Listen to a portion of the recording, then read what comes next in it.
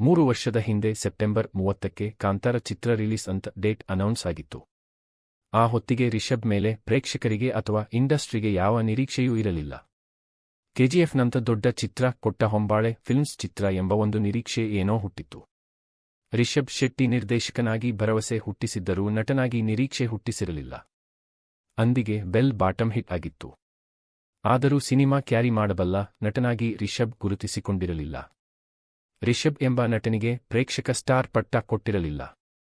ಕಿರಿಕ್ party, ಸರ್ಕಾರಿ ಶಾಲೆ ಎಲ್ಲದರಲ್ಲೂ ರಿಷಬ್ ಕೈ ಚಳಕ ಕಂಡಿದ್ದರೂ ಕಾಂತಾರ ಬಗ್ಗೆ ಅಂಥದ್ದೇನೂ ಉತ್ಸುಕತೆ ಹುಟ್ಟಿರಲಿಲ್ಲ. ಇಂಡಸ್ಟ್ರಿಯಲ್ಲೂ ಕಾಂತಾರ ಬಗ್ಗೆ ಟಾಕ್ ಕ್ರಿಯೇಟ್ ಆಗಿರಲಿಲ್ಲ. ಕಾಂತಾರಕ್ಕೆ ಕೆಲವೇ ದಿನಗಳ ಮುನ್ನ ಬಂದಿದ್ದ ರಿಷಬ್ ಚಿತ್ರ ಹರಿಕತೆ ಅಲ್ಲ ಗಿರಿ ಕತೆ ಎಂಬ ಲೋ ಬಜೆಟ್ ಚಿತ್ರ. ಅದಕ್ಕೂ ಮೊದಲು ಬಂದ ಹೀರೋ ಎಂಬ ಚಿತ್ರ ಸೋತದ್ದು ರಿಷಬ್ ಮೇಲೆ ನಿರೀಕ್ಷೆ ಇಟ್ಟುಕೊಳ್ಳದಿರಲು ಕಾರಣವಾಗಿತ್ತು. ಆದರೆ ಕಾಂತಾರ ಚಿತ್ರ ತಂಡಕ್ಕೆ ಈ ಸಿನಿಮಾ ಏನೋ ಒಂದಾಗತ್ತೆ ಅಂತ ದೃಢವಾಗಿ ಅನಿಸಿಬಿಟ್ಟಿತ್ತು. ಅದೊಂದು ದಿನ ಪ್ರಮೋದ್ ಶೆಟ್ಟರು ಮಾತಿಗೆ ಸಿಕ್ಕಾಗ ಅದೇ ಹೇಳಿದ್ದು. ಈ ರಿಷಬ್ ಒಬ್ಬ ರಾಕ್ಷಸ, ಇನ್ನು ಮನುಷ್ಯನೇ ಅಲ್ಲ. ಕಾಂತಾರ ರಿಲೀಸ್ ಡೇಟ್ ಫಿಕ್ಸ್ ಆಗಿದೆ. ರಿಷಬ್ ಹುಚ್ಚ ಆಗಿದ್ದಾನೆ. ಸ್ಟುಡಿಯೋ ಬಿಟ್ಟು ಆಚೆನೇ ಬರ್ತಾ ಇಲ್ಲ. ಹಗಲು ರಾತ್ರಿ ಅನ್ನದೇ ನಿದ್ದೆಗೆಟ್ಟುಕೊಂಡು ಎಡಿಟ್ ಮೇಲೆ ಎಡಿಟ್ ಮಾಡಿಸ್ತಾ ಇದ್ದಾನೆ.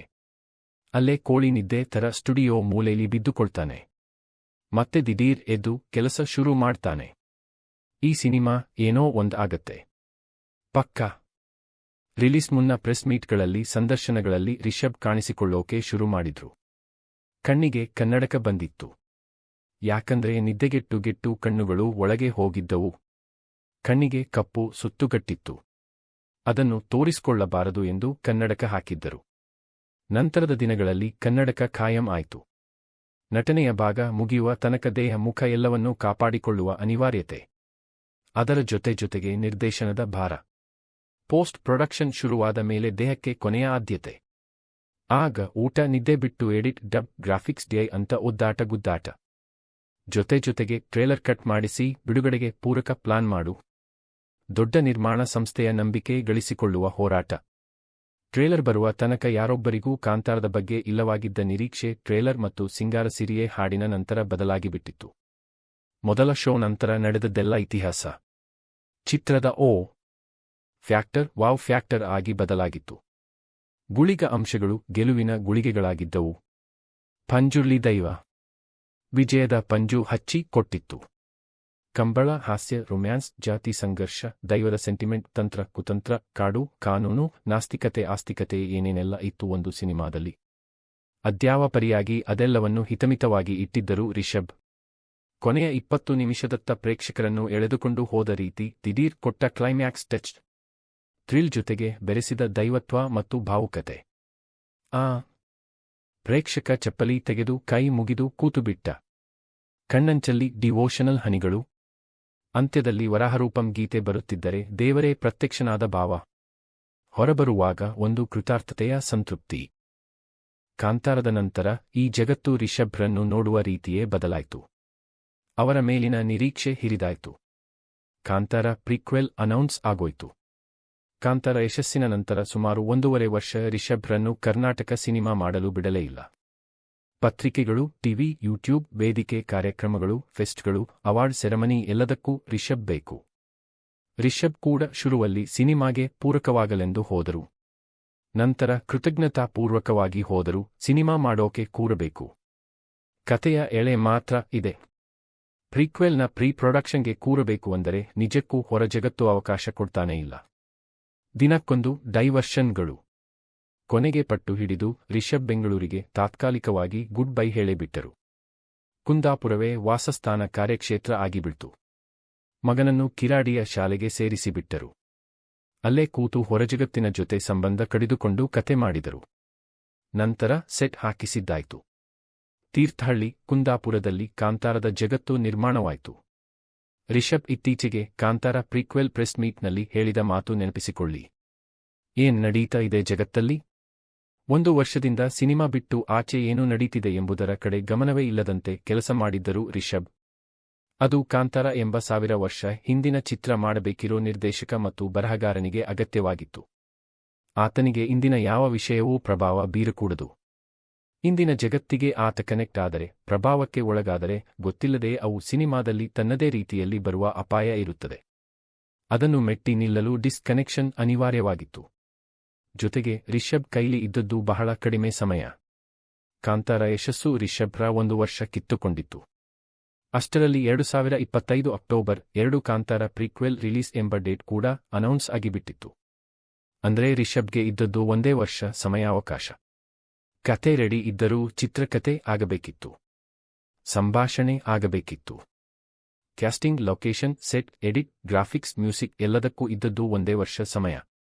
100 ಕೋಟಿಗೂ ಹೆಚ್ಚು ಬಜೆಟ್ನ ಒಂದು ಚಿತ್ರದಲ್ಲಿ ನಟನೆಯನ್ನು ಮಾಡಿ, ಇಡೀ ಸಿನಿಮಾದಲ್ಲಿ ನಾಯಕನಾಗಿ ನಿರ್ದೇಶನವನ್ನು ಮಾಡಿದ ಮೊದಲ ವ್ಯಕ್ತಿ ರಿಷಬ್ ಶೆಟ್ಟಿ ಎಂಬುದು ನನ್ನಲ್ಲಿರುವ ಅಂಕಿಅಂಶ. ಅಥವಾ ಕಮಲಹಾಸನ್ ನಂತರ ರಿಷಬ್ ಮೊದಲಿಗ ಇರಬಹುದು. ಆದರೆ ಕೇವಲ 1 ವರ್ಷದಲ್ಲಿ ಮಾಡಿರುವುದು ರಿಷಬ್ ಮಾತ್ರ. ಖಂಡಿತ ಇದು ಸುಲಭದ ಕೆಲಸ ಅಲ್ಲ. ರಿಷಬ್ ರಣರಾಕ್ಷಸನಂತೆ ಕೆಲಸ ಮಾಡಿರುವುದು ಸುಸ್ಪಷ್ಟ. ನಟನಾಗಿ ಪಾತ್ರಕ್ಕೆ ಬೇಕಾದಂತೆ ರೆಡಿ ಆಗಿರುವುದರ ಜೊತೆಗೆ ನಿರ್ದೇಶಕನಾಗಿ ಈ ಪರಿ ಕೆಲಸ ಮಾಡಲು ದೈವಪ್ರೇರಣೆ ಇಲ್ಲದೆ ಸಾಧ್ಯವೇ ಇಲ್ಲ. ಈ ಮಧ್ಯ ಕಾಂತಾರ ವಿಚಾರವಾಗಿ ಹಲವಾರು ಗುಲ್ಲುಗಳು, ವಿವಾದಗಳು ಎದ್ದವು. ಅದ್ಯಾವುದಕ್ಕೂ ಕಿವಿಗೊಡದೆ ಕೆಲಸ ಮಾಡುವುದು ಸಣ್ಣ ವಿಷಯವಲ್ಲ. ನನ್ನ ಪ್ರಕಾರ ಕಾಂತಾರ ಪ್ರೀಕ್ವೆಲನ್ನು 1 ವರ್ಷದ ಅವಧಿಯಲ್ಲಿ ತೆರೆಗೆ ತಂದಿರೋದೇ ಅತಿ ದೊಡ್ಡ ಗೆಲುವು ಮತ್ತು ಇಂಡಸ್ಟ್ರಿಯ ಇತರ ಸ್ಟಾರ್ ನಟರಿಗೆ ಮಾದರಿ. ಇನ್ನು ಸಿನಿಮಾ ಚೆನ್ನಾಗಿದ್ದು ಹಿಟ್ ಆದರೆ 1000 ಕೋಟಿ ಸಂಪಾದಿಸಿದರೆ ಅದು ಬೋನಸ್. ಕಾಂತಾರ ಪ್ರೀಕ್ವೆಲ್ ದೊಡ್ಡದಾಗಿ ಗೆಲ್ಲಬೇಕು.